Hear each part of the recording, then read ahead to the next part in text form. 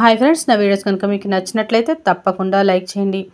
ఇక రామ్మూర్తి వచ్చి అమరేంద్రని నా కూతురు గురించి మీకు తెలుసంట కదా చెప్పండి అని బ్రతిమాలుతూ ఉంటే వెంటనే పక్కనే ఉన్న ఆరు వైపే అమరేంద్ర చూస్తూ ఉండడంతో అది గమనించిన ఆరు గుప్తా గారండి, ఏంటి ఆయన నా వైపే చూస్తున్నట్టు నాకెందుకు అనిపిస్తుందండి అని అడుగుతూ ఉంటుంది. ఇక అమర్ మాత్రం కంటతడి పెట్టుకుంటూ ఉంటాడు. ఇక అలా కంటతడి పెట్టుకుంటూ వెంటనే ఇంట్లోపలికి వెళ్ళిపోతూ ఉండగా బాబుగారు అని చెప్పి వెనకాలే రామ్మూర్తి కూడా ఫాలో అవుతూ ఉంటాడు. ఇక ఆరు కూడా వెనకాలే వస్తూ ఉంటుంది. కరెక్ట్గా వెళ్ళి అమరేంద్ర ఆరు ఫోటో ముందు నుంచుంటాడు. బాబుగారు ఏంటండి ఇక్కడికి వచ్చారు అని రామ్మూర్తి అడుగుతుంటే ఇక అమరేంద్ర, మీరు కోరుకున్నట్టుగానే మీ గతాన్ని మీ కళ్ళ ముందు ఉంచబోతున్నాను. నేను వేయబోయే ఈ ఒక్క అడుగుతో మీ 30 ఏళ్ల బాధ ఎదురుచూపులు అన్నీ పోతాయి. కానీ నిజం తెలిసాక మోయలేని భారంగా మారిపోతుంది. మీరు అడుగుతున్న ప్రశ్నలకి నా దగ్గర సమాధానం లేదు. కానీ ఇన్ని రోజుల నుంచి నేను ఎందుకు మీ దగ్గర నిజం దాచాల్సి వచ్చిందో మీకు ఇప్పుడు సరిగ్గా అర్థమవబోతుంది అని వెంటనే అమరేంద్ర ఆరు ముందు దీపం పెట్టి దీపం వెలిగిస్తూ ఆరు వైపే చూస్తూ ఉంటాడు. సారీ ఆరు అని చెప్పి చెప్తూ ఉంటాడు. వెంటనే గుప్తతో, ఆరు గుప్తా గారండి, ఆయన కూతురు గురించి నిజం చెప్పమంటే ఈయన నాతో సారీ చెప్తున్నారేంటి? ఏం అడిగినా సైలెంట్గా ఉంటారు, చెప్పండి సమాధానం అని అడగడంతో అటు చూడు బాలిక అని అనగానే గుప్తా ఇక వెంటనే అమరేంద్ర ఫోటో ముందు నుంచి పక్కకు కదులుతూ ఉంటారు. ఆకాశంలో మేఘాలు గర్జిస్తూ ఉంటాయి. ఇక వెంటనే ఆరు ఫోటో దగ్గర నుంచి అమర్ పక్కకు తప్పుకోవడంతో బాబుగారండి, ఆవిడ మీ భార్య కదండి అని అంటుంటే ఇక ఆరు కూడా షాక్ అవుతూ, ఏంటండి ఆయన కూతురు గురించి చెప్పమంటుంటే ఈయన నా ఫోటో చూపిస్తారేంటి గుప్తా గారు అని అంటూ ఉంటే ఇక మరో పక్కన రామ్మూర్తి కూడా, బాబుగారండి చెప్పండి, అది మీ భార్య ఫోటో కదా అని ఒక్కసారిగా రామ్మూర్తి ఆగిపోతాడు. రామ్మూర్తికి అర్థమవుతూ ఉంటుంది తనే తన కూతురు అన్న విషయం. ఇక వెంటనే చెయ్య ఆరు ఫోటో వైపు చూపిస్తూ తన వైపు చూపించుకుంటూ తను నా కూతురు అన్నట్టుగా సైగ చేస్తూ ఉంటాడు. మరో పక్కన ఆరు ఫుల్ షాక్ అవుతూ ఉంటుంది ఈ విషయాన్ని తలుచుకొని. ఇక వెంటనే ఆరు, ఏంటి ఆయన మా నాన్న అంటే గుప్తా అవును అన్నట్టుగా తలూపడంతో ఒక్కసారిగా ఫుల్ షాక్ అవుతుంది ఆరు. వెంటనే అక్కడే కూలబడిపోతుంది. ఇక రామ్మూర్తి కూడా ఏం మాట్లాడాలో అర్థం కాక ఏడ్చుకుంటూ ఆరు ఫోటో దగ్గరికి వెళ్తూ ఉంటాడు.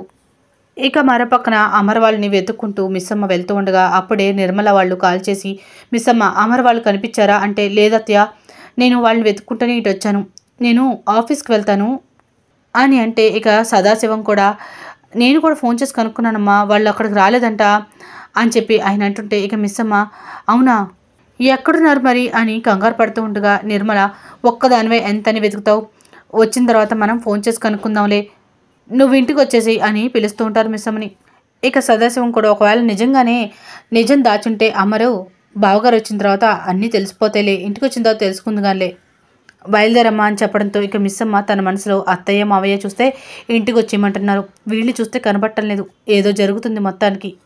ఇక మరోపక్కన రామ్మూర్తి ఆరు వైపే చూస్తూ అలా నడుచుకుంటూ బాధగా ఏడుస్తూ వస్తూ ఉంటే, బాబుగారండి ఏంటండి మీరు నాకు చెప్తుంది అని సందేహంగా అమర్ని అడగడంతో, అవునండి నేను ఆశ్రమానికి వెళ్ళాను, నా భార్య తల్లిదండ్రులు ఎవరో కనుక్కోవడానికి, వాళ్ళ గురించి తెలుసుకొని వాళ్ళ తల్లిదండ్రులు ఎవరో నా ఆరుకు చెప్పి తనని తన తల్లిదండ్రులకి దగ్గర చేద్దామనుకొని బయలుదేరిన నాకు ఎదురైన గొప్ప నిజమండి ఇది అని చెప్పి అంతకుముందు ఆశ్రమంలో జరిగిన విషయాన్ని మనకి చూపిస్తూ ఉంటారు.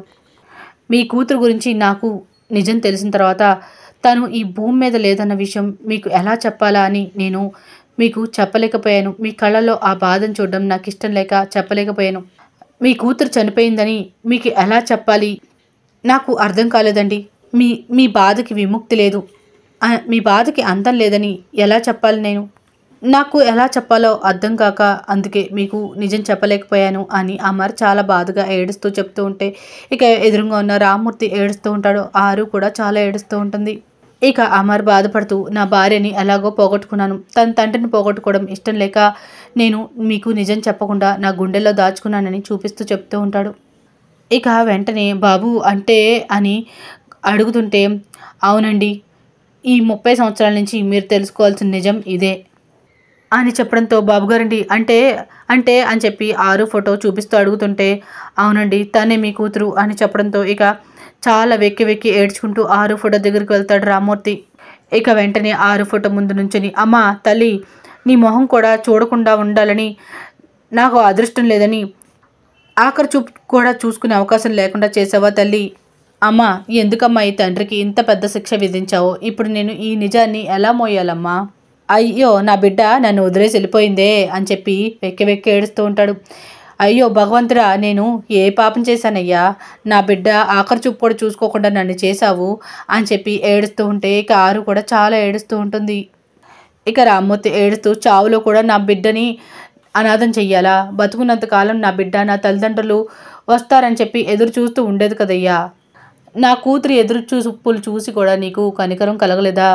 అమ్మా తల్లి, ఎవరికి పుట్టావో, ఎందుకు చచ్చిపోతున్నావో, ఇంత పెద్ద శిక్ష ఈ భూమి మీద దేవుడు ఎవరికి వేయడమ్మా. తల్లిదండ్రులు ఎవరో తెలుసుకోకుండా చనిపోయావు కదా తల్లి. బాబు, ఈ బాధను నేను ఎలా మొయ్యాలి? నా బిడ్డకి నేను కన్నీళ్ళు ఇచ్చాను చెప్పి ఇప్పుడు నా బిడ్డ నాకు ఈ విధంగా కన్నీళ్ళు ఇచ్చిపోయిందా? నేను ఎలా మోయాలి భారాన్ని అని తల బాదుకుంటూ ఏడ్చి, నా బిడ్డ నాకు క్షమాభిక్ష కూడా పెట్టకుండా వెళ్ళిపోయింది. ఈ బాధని నేను ఎలా మొయ్యాలి?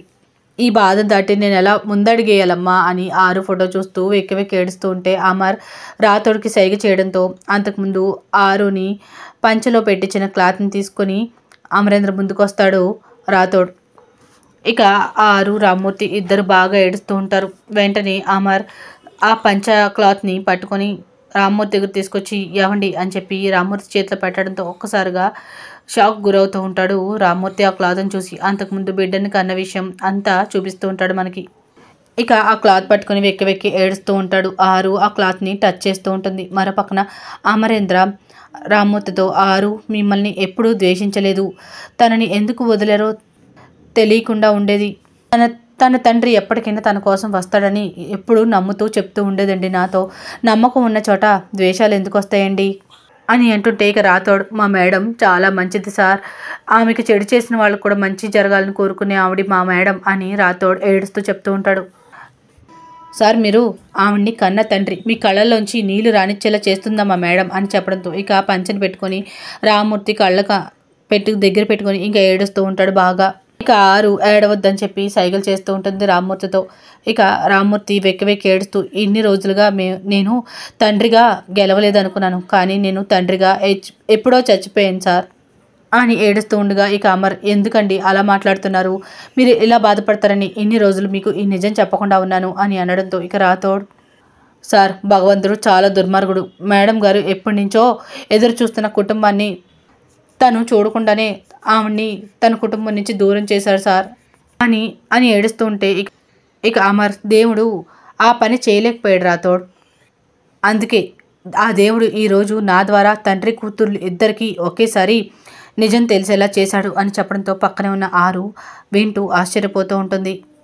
ఇక ఆ మాట విన్న రామ్మూర్తి ఆశ్చర్యపోతూ, బాబు మీరేమన్నారు? ఏంటి, నా కూతురు ఇక్కడే ఎక్కడో ఉందా అని చెప్పి అటు ఇటు తిరుగుతూ చూస్తూ ఉంటాడు రామ్మూర్తి.